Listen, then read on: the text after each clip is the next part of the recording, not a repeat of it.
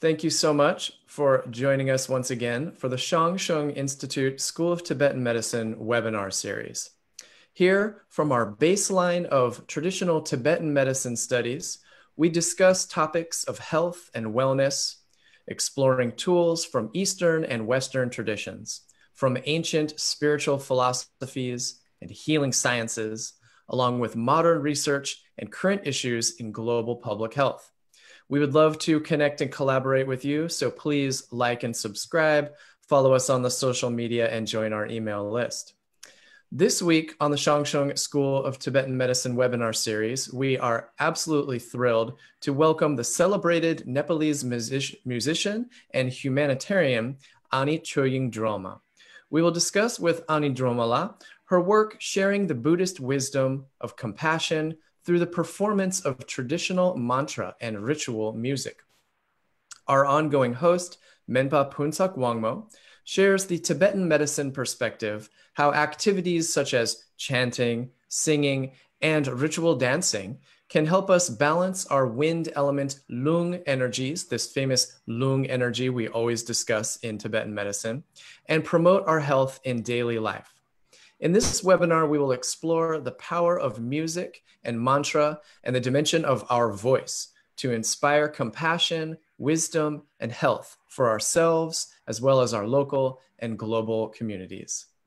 For those of you new to this show, let me tell you a little bit about our school, the Shang Institute School of Tibetan Medicine, founded by the late, widely acclaimed Tibetan scholar and spiritual teacher Chogyal Namkhai Norbu Rinpoche, as part of the International Shang Institute of Tibetan Studies.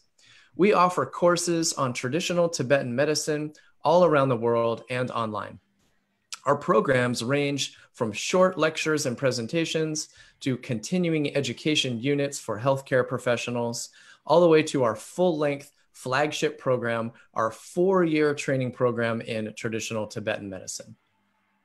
Actually, we are beginning our next cohort of the 4-year program. So if anybody is deeply inspired and feeling very serious to study Tibetan medicine for a long-term integration with their career path and life, please check out our program, and you can come and see us for all more information and updates at tibetanmedicineschool.org, our homepage. And once again, please do join our email list for important updates about our programs and announcements. Finally, I'll say one thing about an affiliate organization, the American Tibetan Medical Association, ATMA. This is the professional organization for Tibetan medicine practitioners here in the United States. And we have many resources about Tibetan medicine. We're accepting memberships. So please visit at americantibetanmedicalassociation.org if you're interested in kind of participating in the national community of Tibetan medicine practitioners and supporters. So let me tell you a little bit about our special guest. Ani Choying Drolma is an internationally celebrated vocalist and a prolific humanitarian. She performs around the world at many venues and has recorded several albums. Her music was instrumental in presenting Himalayan Buddhist ritual chanting to the Western world. She is now an acclaimed performer in the world music scene. Her voice is likened to a beam of light that cuts through the darkness, filled with compassion, purity, and healing power. Her many humanitarian efforts over the years support and develop schools, orphanages, educational programs, drinking water facilities, disaster aid, medical services, and other programs for various rural villages and communities in her home country of Nepal and many places. Ani Choying Drolma is the founder of the Nuns Welfare Program in 1998 started, as well as the Aryatara School founded in 2000, which benefits young girls' educational opportunities. She is the founder of the Arugya Foundation in 2010, providing high-quality, affordable dialysis services for low-income patients, and many other works as well over the years. Ani Choying Drolma has been a Buddhist monastic practitioner since a young age. At the age of 13, she joined the Buddhist nunnery of Nagigongpa on Shivapuri Mountain, the northern slope of the Kathmandu Valley. She studied for many years as a devoted student of the famous Buddhist master teacher, His Eminence Tulku Urgyen Rinpoche. Ani Drolma, thank you so much for joining us today. We're very happy to have you. Thank you, my pleasure. And I'm kind of embarrassed to hear such a long list of the things that I claim to have done and who I am, you know. That's the short version. I had to trim it way down. That's a very short version. Okay, now our ongoing webinar host, Menpa Phuntsog Wangmo. Menpa Phuntsog Wangmo is a practitioner of traditional Tibetan medicine with over 30 years of experience in clinical practice as well as teaching. She received her advanced degree from the Lhasa University School of Traditional Medicine. Menpa Wangmo is the director of the Shang Institute School of Tibetan Medicine. She teaches and develops our programs of Tibetan medicine all around the world in the United States, Spain, Italy, Russia, and many places, as well as online. Menpa Phuntsog Wangmo is the co-founder of the American Tibetan Medical Association, ATMA. Menpa Wangmo, thank you so much for joining and hosting our webinar today.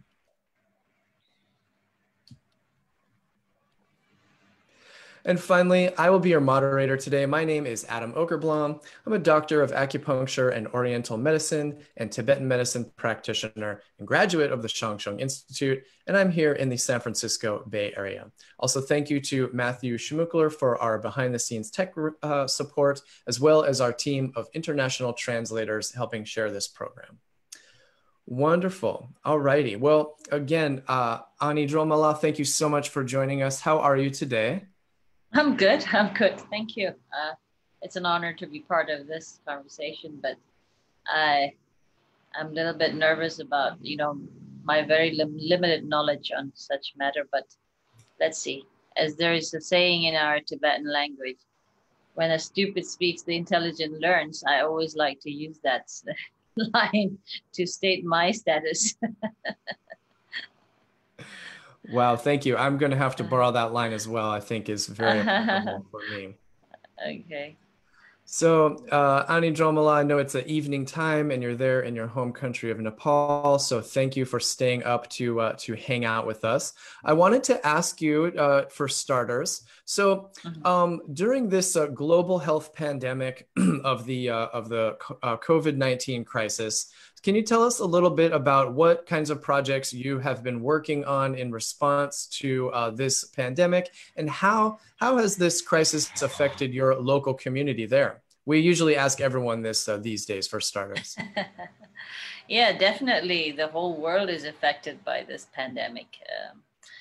But it depends on the individual how it has affected in a deeper level, I guess. If I have to speak on myself, I mean, it has really helped me to give a time to really go deeply inside. But at the same time, of course, you cannot avoid the situation which is outside externally. In Nepal, of course, as everybody knows, our government is a little bit with the limited resources and limited ability to deal with such a emergency or a difficult situation.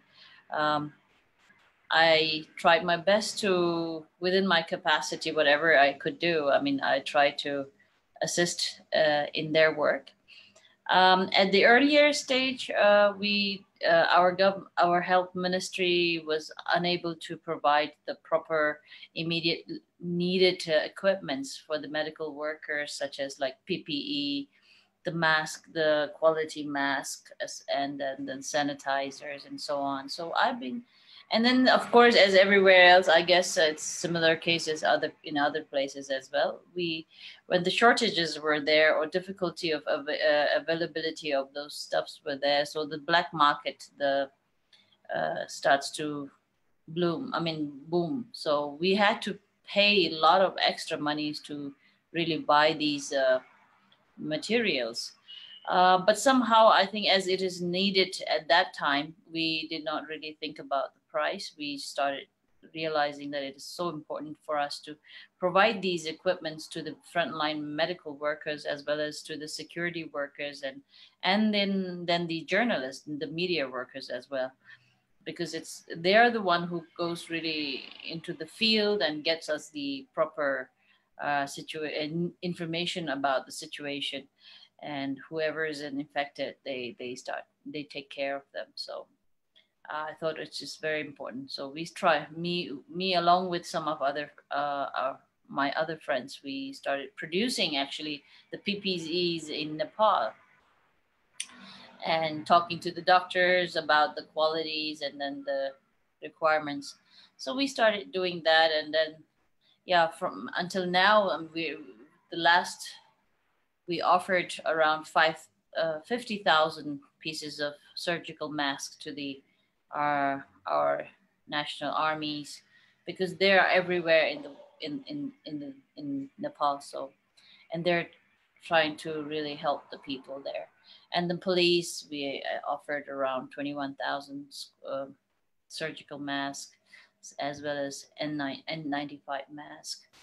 So these are the things that I started doing, and as well as people are, as we all know, in Nepal, there are many people under poverty, so they have difficulty surviving during the lockdown. So me along with my friends, we started offering them some food and needed other helps as well. So yeah, a little bit here and there, whatever is needed. I tried my best, though I'm not an expert on dealing with these kind of things, but trying to make myself understand what I can do. And I try to make myself busy around running around. Yeah, besides that, then of course, during the lockdown, there are a lot of people who were like struggling with their emotional state, mental state, actually.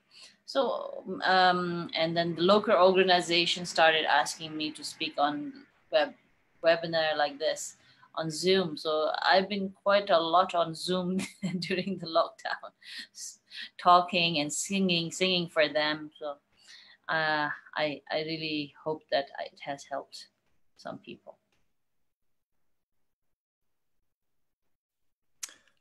Thank you so much, Ani Drolma. Yes, it sounds really, that's quite impressive, quite a bit. And that's very fortunate that we have this Zoom medium to share. And that's very interesting how you mentioned supporting local media and news journalism to bring awareness and keep people informed. And that's something I haven't heard people talk too much about. So thank you for that. Yeah. We did a lot of public service announcement how to keep themselves safe from the pandemic, the virus, you know. So they've been broadcasting them on television or YouTubes and everywhere. Great. Yeah, definitely. Wonderful. Well, so will you tell us a little bit about, so you've been participating as a monastic practitioner with this very special community for, your entire adult life for many, many years. Can you tell us a little bit about your experience with your early years and how you came to join the monastic community at Nagi Gompa, and just a little bit about your history background there? Okay. Well, during my childhood time, I was kind of going through a very unpleasant situation, such as having to go through the domestic violence, as my father suffered with some kind of, I mean, nowadays in modern medical term, I think it is called like bipolar. And my father was suffering with that. But in those days, nobody was able to diagnose that what he was going through. So, but we suffered along with him, and through his behaviors, that he was out of control because of his disease. And generally, actually, that the patriarchy society and its the system of how our society perceives the girls, women in our society, is something that I always felt, even though I was very young, I really felt that was not fair. And I was very much against that. Though I didn't know how to rebel or, complain about it. But then somehow I behaved in such manner that it's really raised the question, why just because I'm a girl, I'm supposed to do all the housework at home, and then my brothers are allowed to have fun playing around, you know. And I was very much punished and for not doing the household work. But then again, my brothers were very much comfortably, you know, able to enjoy their life playing around just because they were boys. Somehow I always had questions, and then the way how I witnessed my dad treated my mother, so it was very sad actually. So somehow that led that kind of encouraged me towards thinking, how can I escape from this? I started thinking about how to escape this difficult life from very early age, actually, because emotionally, not just because of the physical pain, but more than that, it was the emotional pain that I was really having to deal with, of being very helpless. You know, whenever I was very young, but then whenever I had to witness my mom being under the very violent behavior from my late father, I felt really helpless. You know, I loved her so much, and then I wanted to protect her. I wanted to protect her from that kind of painful situation, but somehow I was too small and I had no power to, you know, protect her. And that sense of being helpless was very, very painful. And somehow I started developing this fear in my heart of my future, thinking that, oh, someday I will, when I grow up, I will have to get married and I will be having similar life as my mom, which was terrifying to even to think about it. But thanks to my mother, actually, she one day inspired me to realize that I don't have to get married if I don't want to. And in order to do that, I can become a nun. So since then, becoming an Ani was the only thing that I really desired and fantasized about. And that's how I ended up taking refuge in the monastery. And of course, the most beautiful thing about life is that there was one man in my life who was in the form of my father, who really developed so much fear in my heart. But on the other hand, I came across my teacher, who really was the best example of a man, and healed me. You know, there was one man who really injured me emotionally and physically, but there was another man that I came across who healed me and really and helped me to realize my potential and my purpose of my existence on this earth. So yeah, so whatever little bit of a positive qualities that I've been able to cultivate in myself, as which I think the people around the world or here in Nepal seem to rejoice on that fact, is all because of the blessing that I received from my teacher. And even the singing as well. So I've been very much encouraged and inspired by my teacher and his wife. Thank you so much for sharing, Ani Lam. Thank you. So, and that moves into exactly what I was hoping to ask you about next. So, yeah, many times when people have this history, childhood history of some big challenges and difficult times, it can inspire this kind of deep spiritual longing for something more personal growth or spiritual development. And I'm delighted to hear that you had that opportunity to find that connection. And so you just mentioned your teacher, and I'd like to ask you to tell us a little bit about your time and experience, because your teacher is His Eminence Tulku Urgyen Rinpoche. Is that correct? Yes, yes.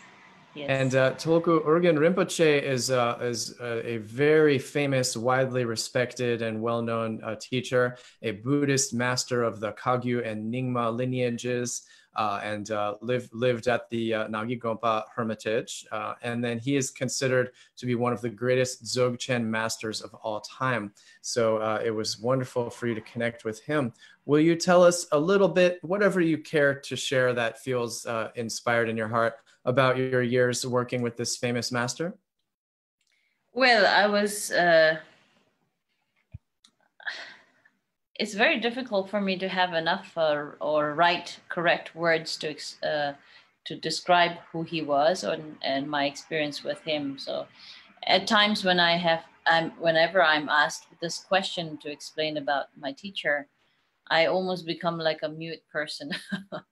you know, I have had the experience. Whenever I think of him, I do feel him, but I have very limited words to explain about his qualities, and probably I'm incapable of actually really explaining exactly who he is. But today, in everything that I do, in whatever humanitarian work I do, that that kind of inspires others or makes others feel like, wow, that's so wonderful. I think that goodness is what represents my teacher. And whenever I sing, and then in that singing people find the peace and the calmness, that people feel the vibration, I think that vibration is what my teacher is, in the presence of my teacher, that people can feel in that. And yeah, whenever I smile, I think the sweetness that people find in my smile, as I receive a lot of compliments on that, I think that's the moment when my teacher is kind of there. So he was, though, I mean, like, we normally think of Buddha or Bodhisattva in the imagination, in our imagination, either in the form of a statue or in the form of a painting. But in my real life, in the human form, that I really, really found my Bodhisattva and my enlightened master, my Buddha is my teacher. So that's how I can really think of him. And without him, probably I would not be who I am today. That whatever little bit of a goodness that I am able to exhibit in my behavior and in my existence in my life, um, it's all because of him. So if I wouldn't have had him, I don't know if I would have really found the right meaning of my existence on this earth. It's very difficult to really explain about Rinpoche here, actually, and the very the struggle that I always go through is having to control my emotion whenever I have to talk about him. Thank you so much for sharing with us, Anila.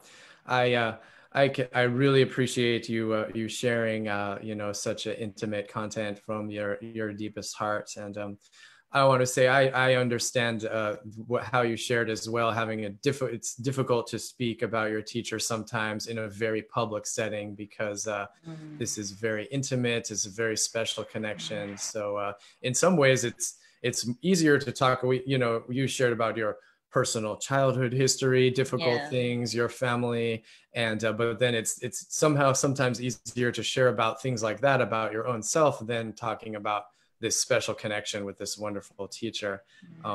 I can appreciate that sentiment. I oftentimes feel the same way when I talk about my teacher, the founder of our school, Chogyal Namkai Norbu. So how blessed we are, actually, to have such great masters in our life. It's wonderful. Thank you. Thank you again so much for sharing. So my pleasure.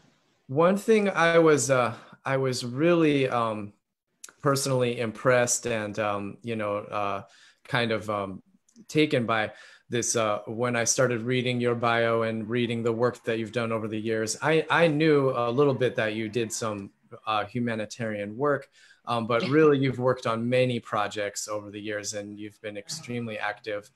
And it's very interesting because when you're sharing your musical songs, you're singing your mantra when you're, this is in my perception, this is like a piece of the Dharma teachings that you're sharing with the world and introducing. And that is such a wonderful expression of beauty and wisdom and joy. But as we know, there's many difficult challenges in the world. And when people don't have a basic needs met in life, food, water, medical care, safety, then it can sometimes be difficult to enjoy something or to learn about something that is for our higher cultivation of wisdom. It's kind of an interesting cycle. The most important thing from a Dharma perspective is to cultivate wisdom and compassion for your long-term benefit of the whole world. But it's difficult to achieve that unless you have a basic needs met somehow. So I am personally was very moved to see you doing so many projects working on humanitarian aid and working with people's important basic needs, people in need. And then going on to share with them this beautiful singing and mantra. It's really kind of full circle. So, I was very impressed by that. Thank and I you. want to, so I was hoping maybe if you could share with us a little bit about some of the projects that you've worked on that were the closest to your heart, that you feel the most important or special, or that you just feel inspired to share with us. Will you tell us a little bit about some of the projects you've worked on over the years? Sure. The first project that I was very much excited about doing was to establish the school for young nuns. Our patriarchy society is very strongly, yet very ignorantly still practiced. And when I say this, I don't mean to really pinpoint any specific higher important beings or complain about it. But then yet the reality is such that it is there as it is. And I'm also a victim of that practice, ignorant practice in our society in the name of culture. The hierarchy society in our society is such very sad, but the true practice, even though in the monastic system that we actually can see it very vividly. In the family, of course, boys are the more superior being. And also in the monastic system, even the men are actually the superior, being. Due to that practice, we as women, girls, or nuns, we seem to have very limited space to spread our wings or cultivate our inner ability, or express our inner ability in a very convenient or a positive way, because somehow, just because of our existence as a female gender, we are already put in a box, very simple, limited size of box, how we should be behaving and how we should be behaving in the way we express, or so a lot of limitation as I felt in it, and forget about the opportunities. So I always had question. I'm a very rebellious character, and and at the same time I'm very gutsy as well, and which has been often interpreted as very impolite occasionally, and or let's say not a good nun. so even though but I never really was bothered about how I was being labelized, or how do you say, portrayed, or I have limited words to express that. I mean, anyway. Oh no, very clear. Okay, so but then a lot of the time I did not receive answers to this from the others. So I always try to find ways to answer my own questions by trying to live it, So I always took the courage to express my opinion, and to express my questions that I had against the the wrong practices in our society in the name of culture or religion, however you put it. So whenever I don't receive proper, very convincing, encouraging, logical answer from these higher beings or the masters, then I always try to answer myself.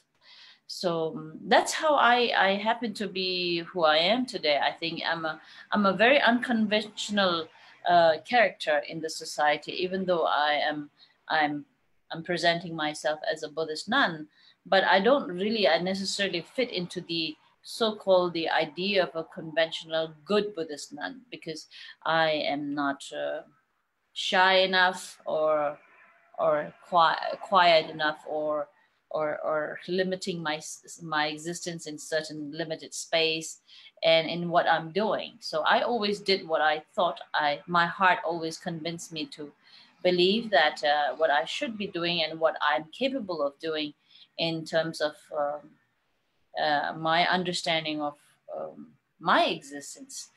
So as the question that was always in my mind or my heart is, if the men are capable of doing many different things, why we women aren't, why we have to be limited, or our understanding should be limited in let's say in a very positive way in serving.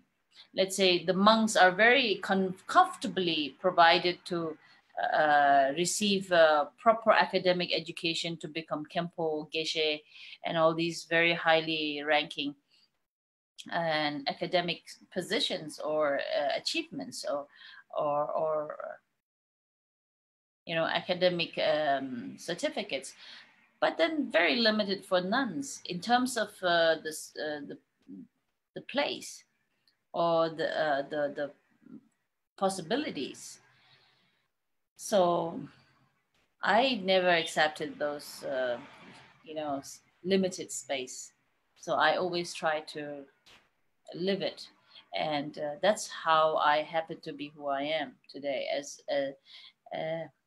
As I'm repeating again, that today people seem to think of me as a celebrity, and I never hesitate or shy. I was shy about exhibiting my ability in whether that is in singing or my ability, exhibiting my ability in serving the community in whatever possible way that it was there.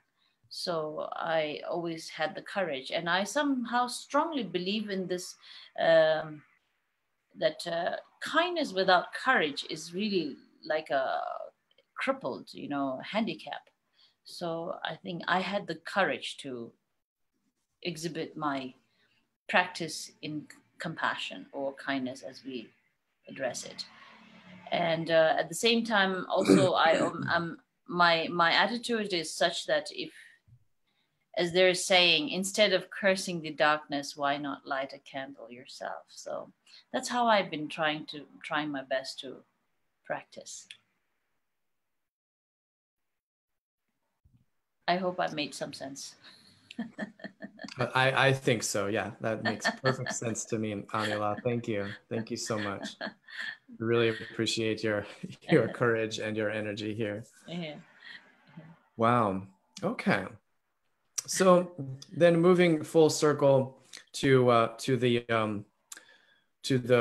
world of your professional singing and this amazing art and practice that you share with the world. Really, I think that it's true what we said in your introduction, that your singing really did play an important role in introducing some things to the Western world and the Western audience that maybe were really not on their radar before, or at least in the same way. And it's wonderful. So I was hoping, can you just share with us a little bit? Maybe some people in our audience are very familiar with Dharma practice, with learning from teachers, from different meditation and mantra practice, but then many more perhaps are not quite so familiar. So would you give us a little bit, explain to us something about, from a very beginner's perspective, what does it mean, the nature of using this sacred mantra and the melodies in this way, I feel like many of these mantras go back a very long and beautiful history. So what is like the nature and the function of some of these practices that you offer? Can you share with us a little bit in this way? Sure, sure. I mean, though I'm not an expert or a very highly learned person to explain on this, but as being a practitioner of it about of mantra itself, I can explain a little from my own personal experience. See, when chanting mantra is just a method, you know, because you see, when we chant, it helps us to purify. I mean, like, first of all, our mind is focused, and through the sound, as it generates vibration, and of course, with the syllables of mantra, which carry specific kind of a ability to invoke that particular kind of a energy, or the frequency, you can explain it in technical way. And then specific, as we address to the medicine Buddha or compassion Buddha mantra, or so, as such, as my most popular mantra is the Avalokiteshvara Dharani, the long compassion Buddha mantra. And it really does make an impact, not just to the audience, but personally myself. But whenever I chant or sing this mantra, it really, really helps me to invoke that our inner compassionate ability to really be in it. And when you do practice it yourself, it really generates that vibration, the frequency, as it really moves, as it grows bigger and bigger. And I guess that's how it makes the impact in people whoever listens to it, or whoever is around me. And then it is carried in the air. So that's why, I mean, it makes, but on the other hand, I mean, the technical aspect of it is because, and when we sing it or chant it, it always has a melody. So melody has an inherent ability to soothe a very disturbed mind, you know. So, and it, in a religious aspect, I mean, I think it's just been used as a method only. It's always the mind and the motivation, or the, as we call it, the aspiration. That is the main driver. But along with the power of the syllable that is strongly blessed, that carries the very essential power, or the blessing, we call it, of the particular deities. And along with your strong motivation or the aspiration, it really activates the energy, and to make the impact to the beings as you dedicate. So, and I think in every religious community, they always seem to use melody. I mean, like in Hindu tradition, they have bhajan kirtans, and even in Islamic tradition, they really sing their morning prayers in such a melodious way. So in Christianity, they have gospel songs, or whenever they have, ceremonies, they always have melody to perform them. So similarly, in Buddhist ritual ceremonies, we always have melodies to perform them. We have different musical instruments to, perform along with it. So that is the, I think, main purpose of it, because melody has the ability to please a ear of divine, humans, animals. Even nowadays, they explain that the scientists explains that even the plants, they, grow more beautifully when there is music. So somehow, from that technical aspect, I think that's how it works. But most essential part of it is that your aspiration. I think it's the most the driving force is your strong aspiration in towards dedicating towards for the benefit of all beings, including oneself, of course, and which is through the practice of compassion, bodhicitta. So I think that's how it works. The syllables are as we call the mantras. As I got to learn, the word mantra means the protection of mind, as they explained to me, because it's a Sanskrit word. when I asked someone who is an expert on Sanskrit. He explained that it means protection of mind. Does it make sense? Thank you so much. Yes, I think so. Yeah. Oh, I didn't know that definition of the actual word mantra. Thank you so much. Yeah. So it's beyond just the beautiful, soothing power of the melody and even the invocation of the syllables. You're explaining that it's really our intention and our dedication is a very important part of this practice. Yes. Like a beautiful car that is there already, like, which is like a mantra, you know, and its ability, the power, horsepower and everything, the model and everything. But then it's always the person who sits on the driving seat that really, you know, helps to bring that car towards the passengers towards the destination. And similarly, I think the mantra, along with the aspiration of the person who's singing or the chanting the mantra, actually makes together, it makes the impact. Wonderful. Thank you so much, Anila, for sharing with us. Wow. Well, this is really great. Thank you very much for everything you're sharing with us today. My pleasure.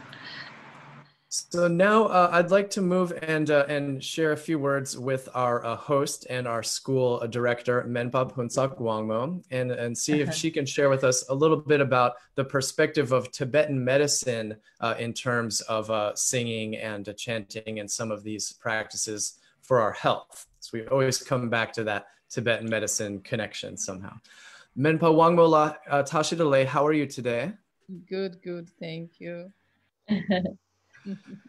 Thank you for hosting us today. So, Menpala, can you start to share? We can talk for a while, but can you start to share a little bit about the Tibetan medicine perspective of these practices such as singing and chanting? And this is the dimension of our energy, and we want to coordinate and harmonize our energy so that we can have health. Can you explain to us the theory of this a little bit?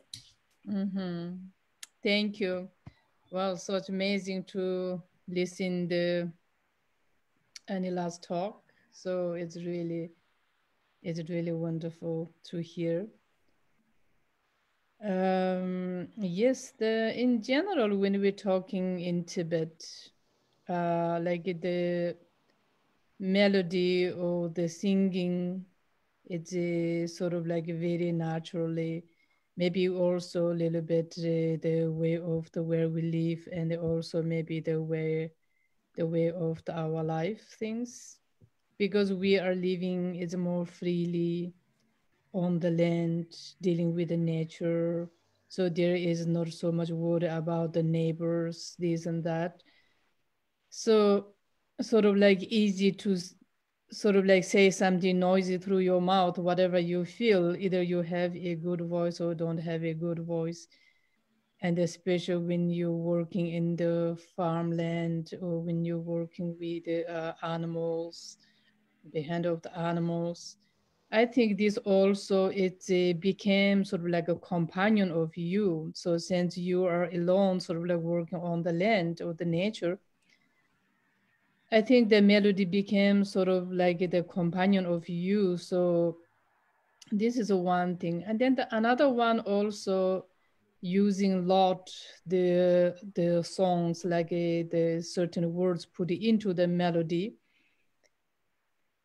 to when we do sort of like any kind of like works, like construction work, like traditional house builders, it's they're always singing, not only singing individually, but is singing as group.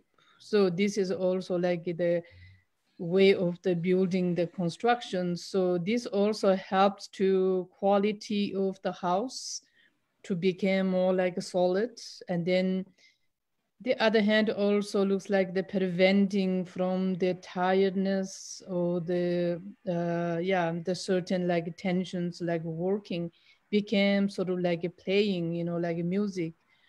So the music has a many sort of like a valid. The another one also like a music is any kind of your feelings, either happy feeling or sorrow feeling, or something like whatever going in your mind. as put into the melody, also sort of like one is go out from you, not like holding in you, because today in the modern society, many of us is loneliness, no? So this melody, because while we loneliness, we don't have a person where we can share our feelings, either happy or sorrow or whatever one.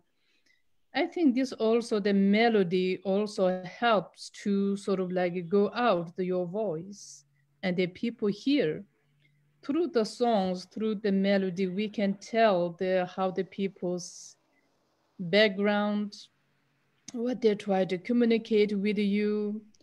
Either they're happy or not happy, either they're healthy or not healthy, either they're how like sort of like loving to the land, natures, or they try to criticizing or to politicians, or they try to teaching to someone. So like the melody is very sort of like a way of the communicate to the society. So this kind of like the melody, I think, has a lot of things. And then especially when it comes to the healing aspect, just very well Ani Choying explained, how the soothings to the mind to calm down or to make peace of the mind. Because when we're talking like that in the healing in the Tibetan medicine, we call like the puluk sowadikpa. Sowadikpa, so means is to heal. Rigpa is a knowledge to heal. When it comes to the heal, what do we try to heal? The two pieces, physical problems and the mental problems. There's no third sort of like a problem we need to addressing or work on.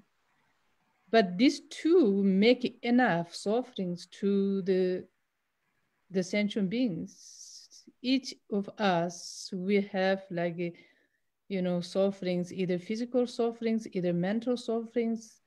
So then these two is making endless sufferings to whole sentient beings.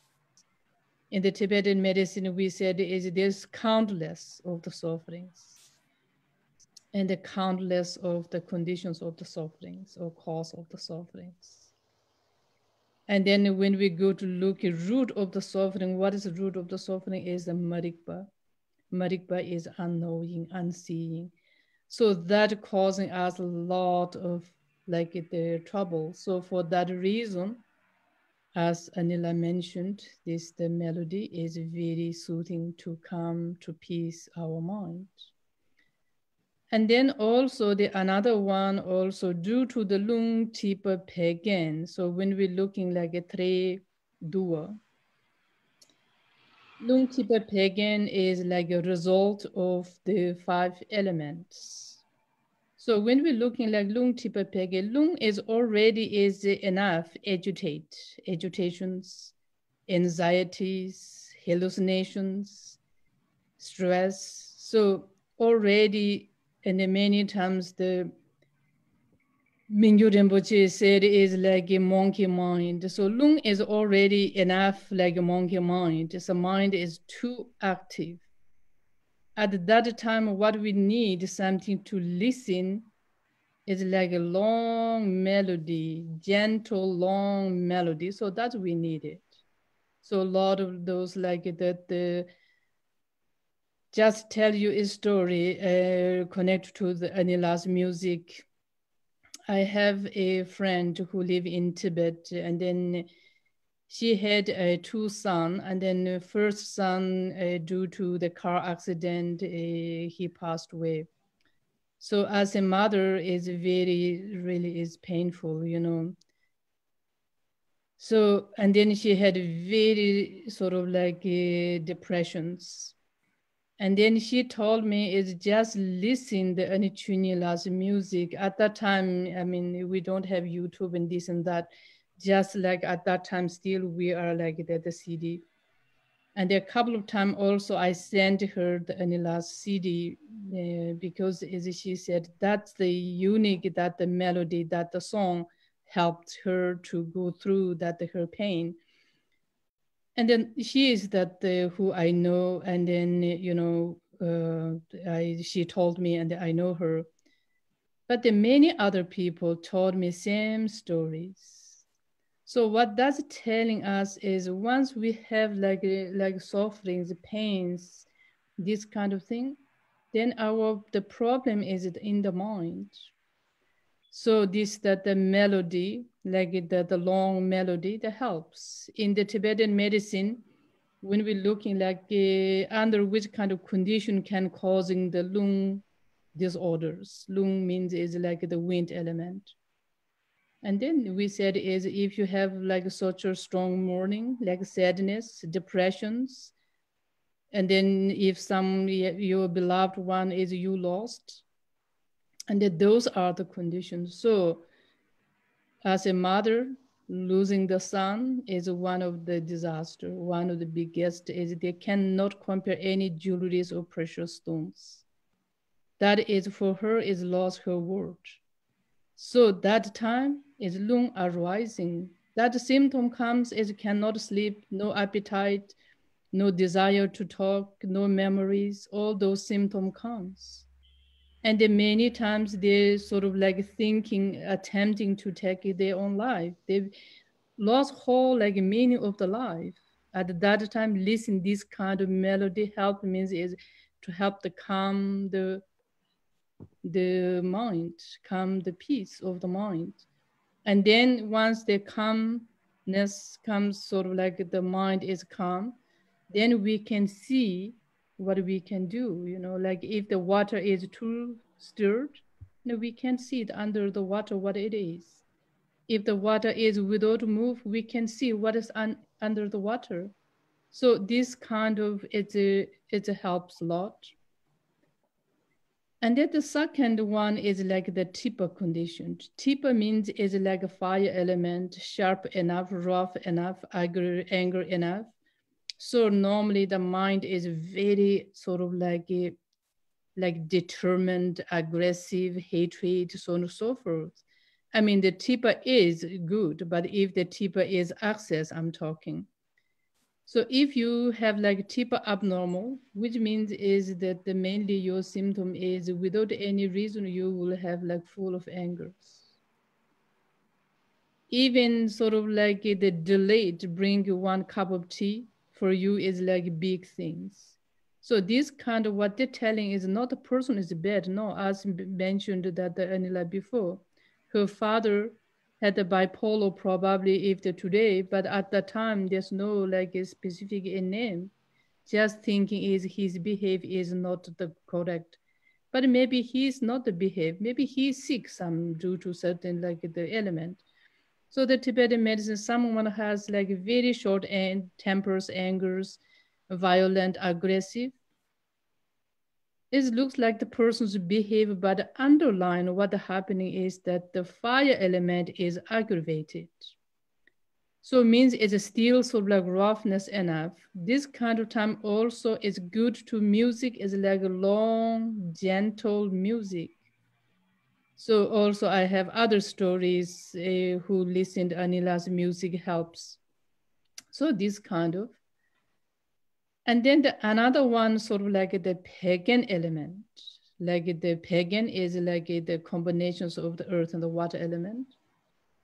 If the pagan became abnormal, then we losing the memories, we losing all the desires, then we don't want to do basically nothing. So at the time, then we are not interested in anything.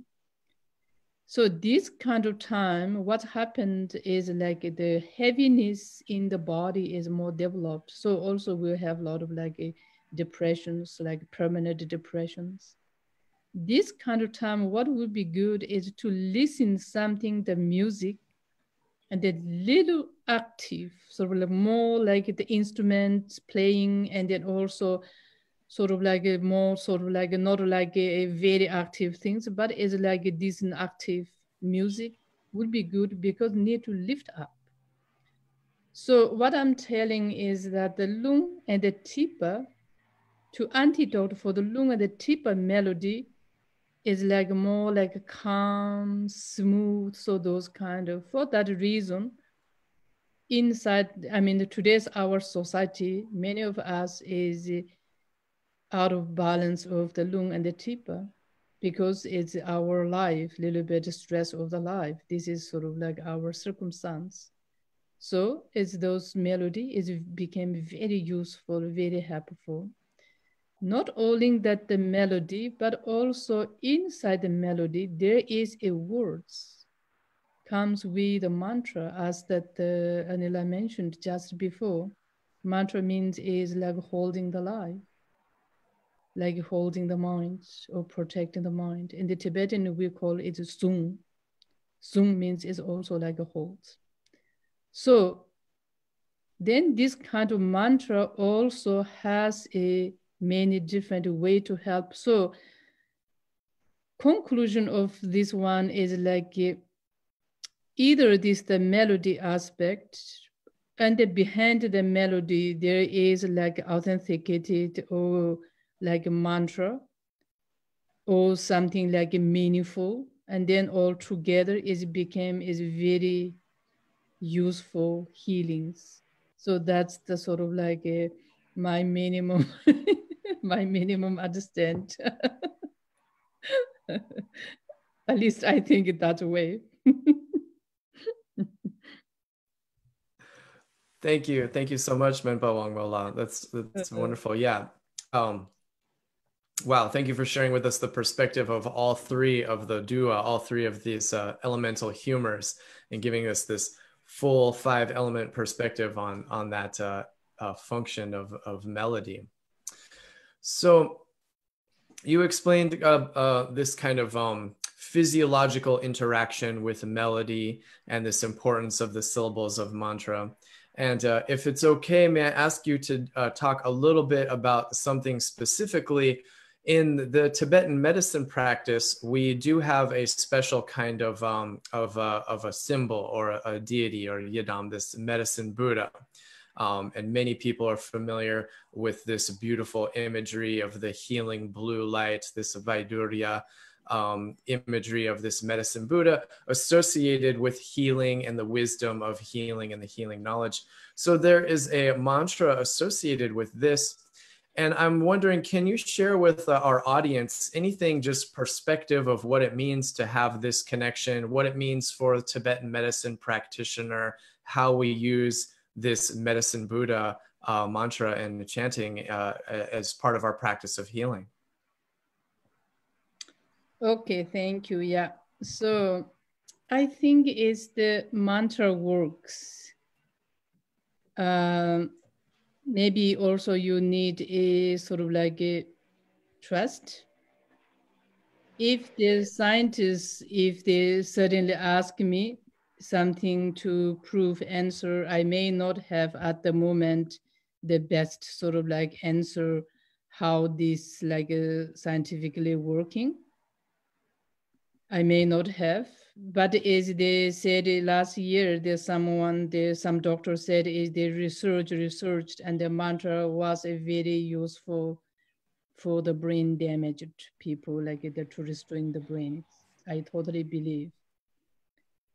Because is that the brain is the root of the nerve is the brain. Nerve is that where is the pathways of the Loong. Loong is active movement. And then if we do like chanting the mantra, the Loong calm down. If the Loong calm down, then the nerve will calm down. Nerve calm down, then the brain automatically can heal. So all explain is a little long, so I don't want to take a lot of time, because today many people want to listen to Anila's talk. It's not my talk, so I don't want to take a lot of time. But this is sort of like, for that reason, like the mantra has the power, but then meantime also I think you have to have a trust or the beliefs, or at least you apply, then you will have experience, then you can get the trust.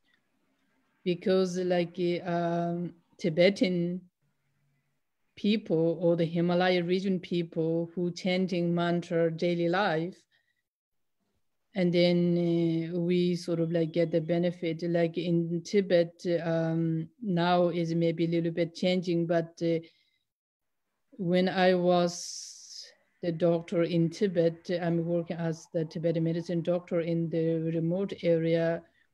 I go a lot of villages and I work a lot, but there's no Alzheimer's patient. I didn't see any Alzheimer's. I didn't see any sort of like the dementia people. Why they don't have this kind of thing? Because is they're chanting a lot of this mantra. Once the senior people get like a retirement from the home job, there's no office job, but it's home job. Once the son, daughter grown up, and then they became sort of like home job retirement. And then they mainly focus on chanting like the Jnanazik, like a mantra of the Jnanazik, which is Avalokiteshvara, or mantra of the like a long life. So this kind of, they're chanting a lot of these mantras. So definitely this mantra is helping. And the Tibetan medicine practitioner, yes, we do chanting a couple of different mantras, but the main one we chanting the, yes, the Buddha medicine, the Sangyamela. So we chanting the Sangyamela mantra. And then Sangyamela mantra, when we chanting, they said it's like the, if you chant 7 times of the mantra sincerely, and then you imagine I'm chanting this mantra, and pray to my lineage, to the Buddha of the medicine. And then you imagine also you got all the blessing from the Buddha. And then you take the medicine or whatever, and then the medicine is became more nectars. So dunde duzir samde ringzin chu ngutub lange range nedo se nebe tembe chiwo soba some tendenji bitaship sonam jung. So that's what we chanting. So any kind of, when you're taking a medicine, and today in the allopathic or the Western medicine, we have also very strong medicines. Many people like feeling it's like a poison. Either this poison or medicine, at the moment, it is a medicine to cure your health. For that reason, what you try to think, you try to change 7 times of the Buddha medicine, the mantra of the Buddha medicine. Now you imagine that the medicine is became like a nectar, one of the highest, the best, like a nectar. And then when you take the medicine, you imagine is okay, now I take this, the nectar, and then like cured all my disease. Looks like the sun rays reach to the morning dew on the grass. So if the sunlight reach to the morning's dew on the grass, and then immediately all the dew is disappeared. So you imagine these kind of things, and that also we will have a lot of benefit. Just thinking this, the positive thoughts brings a lot of, and sometimes it's even nectar. If we think this is a poison, as a result we'll get like a poison. For that reason is like the mantra of the Buddha medicine is a very important one, very useful. And that doesn't sound as important. You need to become a Buddhism or not Buddhism through chanting the mantra, may not also important. If you believe, you just chanting, and then you see how the benefit you get. So this is also is important. So another one also, when we do like any external therapies, any kind of external therapy when we do, and especially like penetrating things under skin, sort of like the needles, any kind of like all the Western medicine, like surgery, any kind of like the object go under your skin or in your skin. And then sometimes due to the constellations, due to the element, due to the your element and the day element somehow can conflict. This kind of time also you chanting the mantra of the Buddha medicine, and then you imagine, okay, whatever I'm doing today, I'm not making to annoying or to problem to any other sentient beings or any other invisible beings. I'm just trying to heal this disease, and then please help and please be aware of. So this kind of also is very useful. So when the Tibetan medicine practitioner, when we do like a moksha, we call the metzano like a moksha bastion.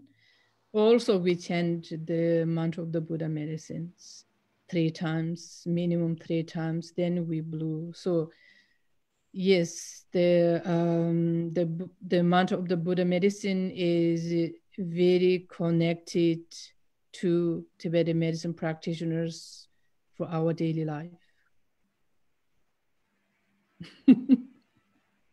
Thank you so much, Menpa Wangmo. And I'm happy to see you, to hear you mentioning integrating this mantra with external therapies. I hope that many of my acupuncturist friends are listening, because this is something that has always been an important concern for me, because when we practice this acupuncture, just as an example, then very often we have some pain or discomfort, something kind of as a little bit strong stimulation. And I always, wish that, people would use this kind of mantra to alleviate, harmonize that. So thank you for mentioning that. Yeah. And also, I think it's really, really important. And also I want to thank you so much for mentioning, this concern, this ability to use a sacred mantra when you're taking a medication. Now, before we started our webcast today, we were talking a little bit about, as you just mentioned, these powerful Western medicines that can have a strong side effects, that can have strong concerns of toxicity or side effects. And many people are very concerned about this sort of thing. But as you explained, using this kind of mantra is one method of kind of self-empowerment. You can empower yourself to kind of take control of your health and your healing. If we have to take strong medications for cancer treatments or steroid therapies or antibiotics or something like this, and we feel disempowered and concerned and feel like there's going to be some harm, we can use methods to empower ourselves to take control and use that visualization to transform into nectar, as you just explained. And the mantra can be a powerful aspect of that. So thank you so much for sharing that. Am I understanding that correctly? Yes, it is. Yeah. So if you don't have to take those strong medicine, which is great, so for that reason, in the like Tibetan medicine, since the beginning, we say, so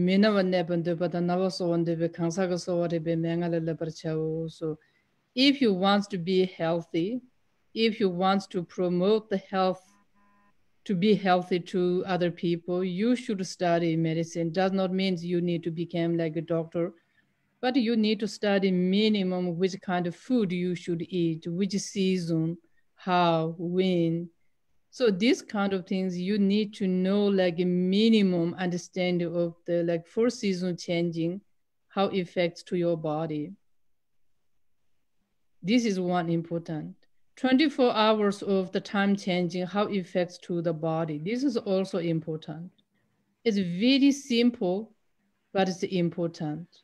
If you drink like the water, and what time of the day is you should drink hot water, boiled water, and which time and the day is you can drink cold water. So this kind of also is simple, but is very important. For that reason, is to prevent is the like number one, the most important. In case, and many times we're not able to prevent. So due to our ignorance, due to the environment and many things today, even we don't have a power to control, because this is that our society. So in these cases, and many of us, like today, cancer is becoming sort of like a common flu. Like a quantities of the different types of cancer is becoming like a common flu. Like a very sort of like a active. And the meantime, also the great news, we have those like wonderful medications, which is developed by the Western medicines and the science, which they call the chemotherapy. This kind of like also looks like there's many different types of chemotherapies. So if you have to take those kind of chemotherapy, when you look like chemotherapy, one benefit, then whole list of the side effect. So the end you think, then why I'm taking this one? But then need to take because of your issue. Okay, I understand. Now what should I do? There's no options. I want to live. I want to get out of this issue. I should take the chemo. But then either I'm thinking, okay, chemo is poison or chemo is nectar. So now there's only two options. And then much better to think, okay, chemo is like a nectar, will work all my issues. Then thinking like, okay, chemo is a poison. I'm taking this poison on my body every morning, sort of like unhappily. And then to change the mantras and they take it as like happily. So that's the important part. Thank you so much, Amchila, for sharing with us. It's a very simple idea, but very profound. And so thank you so much. Okay, now I would like to speak a little bit more with our special guest, Ani Choying Drolma. Absolutely. Ani La, Yes. thank you so much for participating with us in this discussion. We're really integrating many important aspects. My pleasure. I wanted to ask you, so before you mentioned offhandedly this, you mentioned this long invocation of the Avalokiteshvara, specifically as one mantra that is quite, you said, popular with people. And I wanted to ask you, do you consider that there's a certain songs or certain melodies that you use that you feel are the beneficial for our modern time? Our modern condition, especially like your Western people's audience? Do you have a specific intention or a specific mantra that you feel is most appropriate for that? And if so, why? No, I don't think so much on that kind of thing. I just do what I just feel like doing at that time. And of course, but our strong faith, or you call it the belief in the specific mantra itself, how it can really make the impact to the people. That's actually what actually may helps me to decide what I should sing. But compassion is something that we all really, really are in need of. The more the merrier, as it's said. So, and the power and the blessing that it carries is very immense. And so I think, adding to Amchila, how she explained things, it's been very enlightening. But at the same time, I also feel like how mantra works also at the same time is as our body itself carries a self-healing mechanism. So sometimes when the mantra is activated through the sound, the syllables are activated and activating its sound, its power, it actually accelerates or enhances the ability of self-healing mechanism in our body as well, or at the same time in our mind also. So I guess that's how it works. So I can sense a little bit that you are actually wanting me to sing this mantra. I guess, am I guessing it right?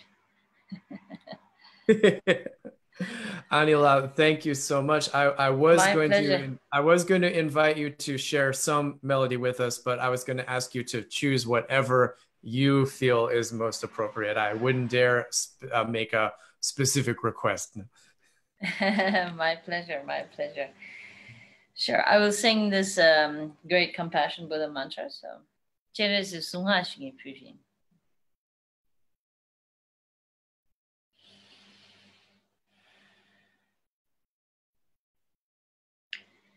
Namo Ratnandraya Namo Arya Jana Sagara Berotsana Yuhai Rajaya Tathangataya Arahate Samyek Sambuddhaya Namo Sarvanda Thangadembe Arahadembe Samyek Sambuddhembyo Namo Arya Avalokende Shvaraya Bodhisatoya Mahai Satoya Mahakarunikaya Taidyantam Daradara Diren Diren Duru Ite Unte Tsane Tsane Prain Tsane Pratsane Kusume Kusumahari Mene Sitten Zonai Mapana Yesu.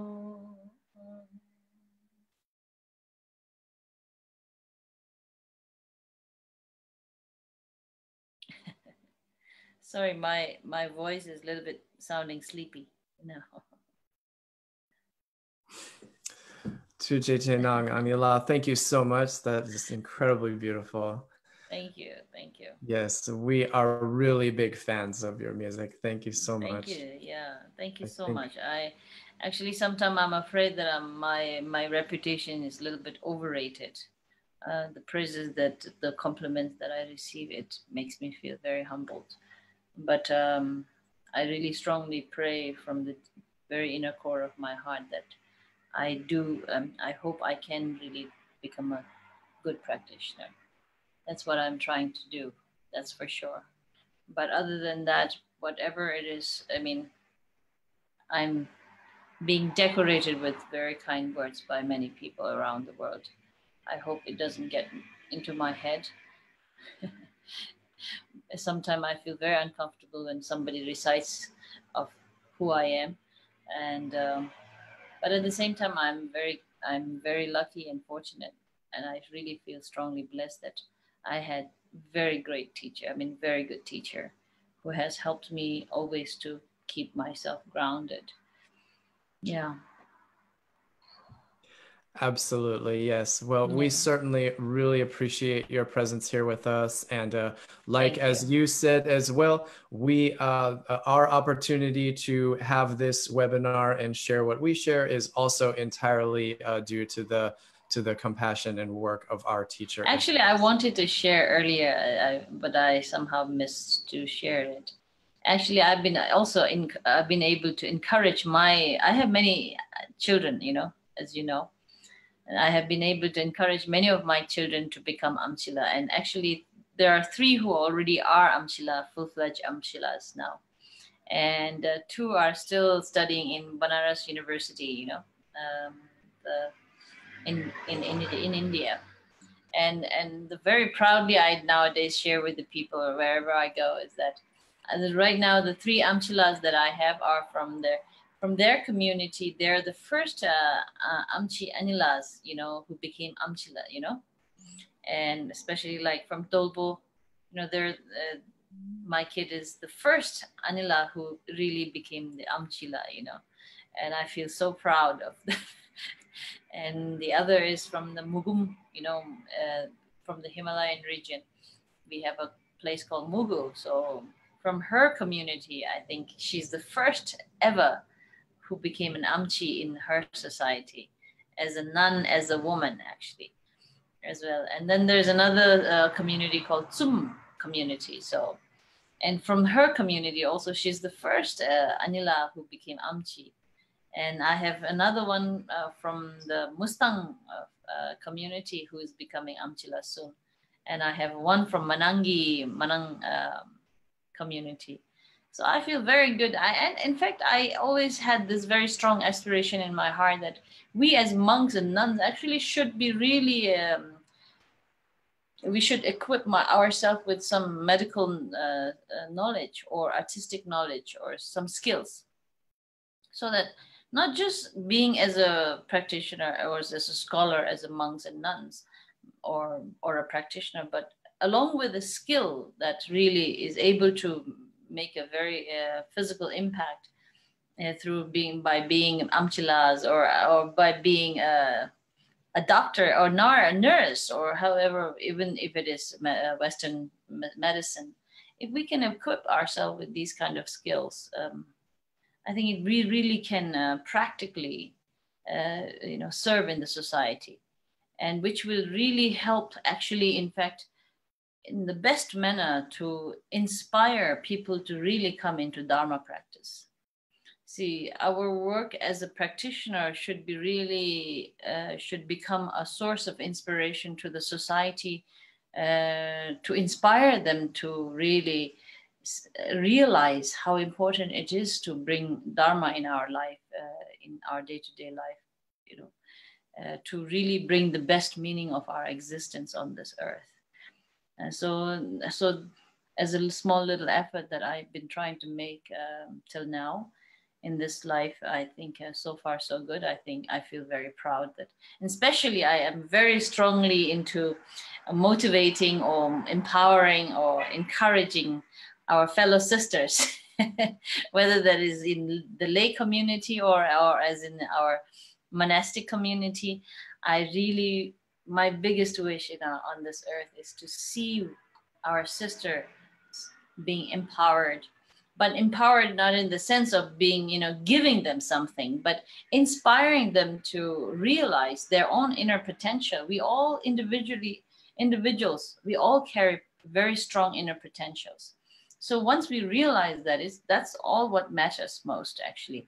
And along with that, and people like me and Amchila actually can, in a very practical way, can see an example what we can achieve, And the word, as we are very much perceived with, is the very limited ability and limited,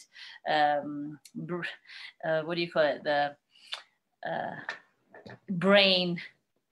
So it's all very wrong perception that is there to identify women in our society. So as it is, the word in Tibetan itself is such a very humiliating word. I feel like, Yemen, the lower birth itself is so discriminative in a way of addressing we as women. And so I think by living the right way, by realizing and exhibiting and enhancing our inner ability as women in our society, we'll be able to really properly contribute in really enhancing and empowering our sisters in the society. So I think the little effort that I have been making is something very much dedicated towards that. As I earlier mentioned of the school as Aryatara school. So very much with the aspiration, praying to Mother Tara that we all can become like her, So that's why I also put the title as the school of this. Title is Aryatara School. So let's really hope and pray that we all can become like Mother Tara, to really, really, really liberate all, or assist all and everyone to be free from the suffering that we don't wish. But on the other contrary, actually, some nowadays in this life stage of my life, I sometimes feel like, sometimes suffering actually is a blessing in disguise, in order to really squeeze or dig out, which really inspires you to dig out your inner ability, to realize your potential. When everything is smooth and comfortable, you don't really try to make much of an effort to dig deep, But in the difficult situation and the pain in our life actually helps us or encourages us or inspire us to dig deep inside and look for what can we do in order to liberate oneself from this pain that we don't want. So my life is very much inspired and encouraged from the life itself that I've been living till now. So yeah, did I talk too much? No. Not too much. No, thank you so much. Thank you very much, Ani Drolma. We thank you My for pleasure. all of your work, and thank you for sharing with us. And we absolutely agree, and we're Yeah. very happy to see. Thank you so And I much. strongly wish that more and more natural medicine can be promoted around the world. You know, otherwise the Western medicine is very strongly driven by commercial mind as well, you know, which is the very sad aspect of it. But the natural medicine seems to be very strongly inspired by the motivation to heal and, you know, like what is the right word? Elevate, okay, minimize the suffering or the pain in people's life, the physical pain or the mental pain. So it's very right approach. So, and I'm wherever I'm going, I always say, oh, either go for Ayurveda or to Tibetan medicine or natural, yeah, or at least go to the homeopathy, or, you know, don't go for the allopathic medicine unless you are really in emergency, like really strongly bleeding, or, you know, you had an accident or anything. So of course, at that kind of situation, you should approach the Western medicine. But otherwise, natural medicine is the best way to heal. Thank you. Thank you. Thank you, Anila. Thank you so much. Well, wonderful. So if people want to, would you like to share with our audience where people can get involved to learn more or help participate with some of the efforts for the people in Nepal that you're working on? How can people learn more about these work that you're working with? Oh, yeah. Nowadays, I don't publicize so much about what I do. I just do it as it is supposed to be done. But earlier, at the earlier stage of my projects, I used to really share to the people and invite people to come together to give a hand to work together. But these days, because it seems like as the money comes in, it's quite heavy, actually. You know, not that I'm not trying to say that I don't need help. I do need help, but then I want the help to come in a very I don't know how to say it. But these days, I'm really blessed that my musical performances are able to generate very good financial resources, which is helping me to really fund my projects very independently, and you know, so far so good. But of course, I don't mean to say I don't want help. I'm sure I'm now. My website is totally inactive. So I'm really bad at promoting my projects, or I'm really bad at promoting my music and so on. But I'm during this lockdown, I think my kids and some of my staffs are, I think, now working on it. They do realize how important it is to. So soon it will be out on the website will be improved hopefully soon, as well as some of the social medias will become more active. I don't handle, though I have a Facebook account, but I don't handle it myself because I can't go through the comments, everything. It takes up a lot of time, and it really steers up your emotion as well, because if it is too much praises, I'm afraid that I might get arrogant or I might get carried away. If there's any criticism, I don't want it to affect my mind, and then I would rather go into my practice and so on. So please forgive me for very little information about it, but I'm trying to improve it all. So soon maybe there will be clearer information on how people can connect to my projects, what I'm doing. Absolutely. Well, we would love to keep in touch. Please keep us informed. Yeah, I would rather actually have different music festivals, or maybe if there are people who are listening to me, maybe, or if different musical events invites me, that itself can be the best help. in a way, yes, people, there are more people gets to listen to what I'm singing. At the same time, the fees or the whatever financial resources is generated from that performance, it will come to Nepal and dedicate it towards the work that I do. And so it's the best way of help, rather than just giving donation, actually, you know. Yeah. That sounds like a wonderful idea. We will absolutely keep that in mind. We will. Yeah, sure. This pandemic made me jobless, so I need job. Yes, absolutely. My tours and my concerts has been postponed and postponed and postponed. So, yeah. Yes, absolutely. Well, after when once it's safe and convenient to travel again, we certainly hope that you'll come do some performances in our local area. Well, I hope Ani so Choying too. Drolma, thank you so much for joining us. Thank you for staying up a little late and speaking with us. And we are huge fans, and we really appreciate your time. Thank you. Thank you. Amchila, thank you so much. Thank you. Menpa Wangmo, do you have any final words? Anything you'd like to add in closing? I don't have a lot of things now adding. Just I want to say, as Anila mentioned,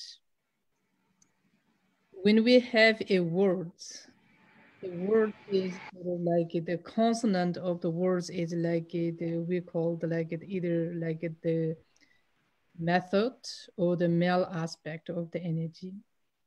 And then the melody is that we call the yang. Yang is like the female aspect or the wisdom aspect.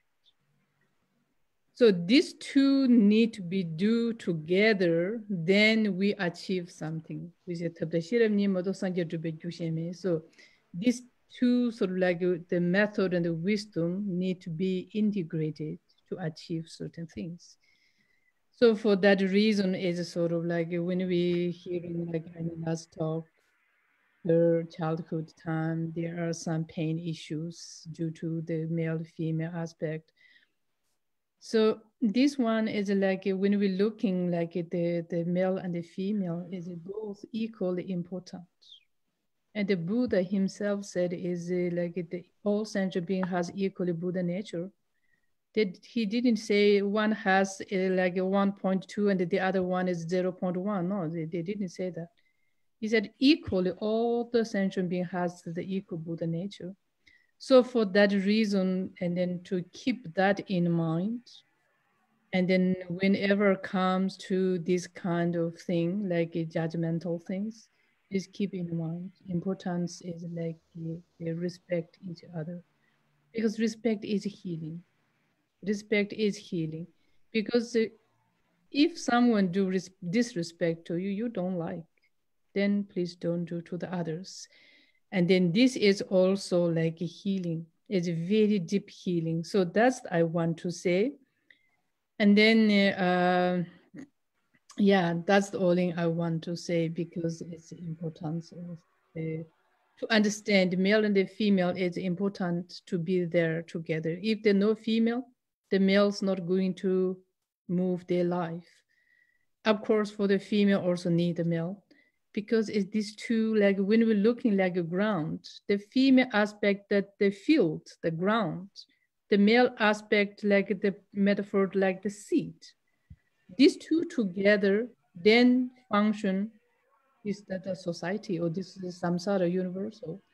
So this kind of reason as like the importance of that. So I want to final request humbly to keep that in your mind, importance of that. And then try to cultivate, regenerate your compassion. So that's the only I want to say. Thank you. Thank you, everybody, and a special thank you for the listeners. Thank you, Dr. Adamla, for organizing this. Yeah. And then, yeah, thank you all the teams. Yeah. Yes. Wonderful. Thank you so much, Menpa Wangmo. And once again, finally, thank you so much for joining us, our special guest, Ani Choying Drolma. We've really appreciated your time. And my pleasure. My pleasure. So to all our audience at home, we wish you many blessings. Thank you for joining us. This has been the Shang Institute School of Tibetan Medicine ongoing webinar, and we will see you next time. Thank you. Thank you.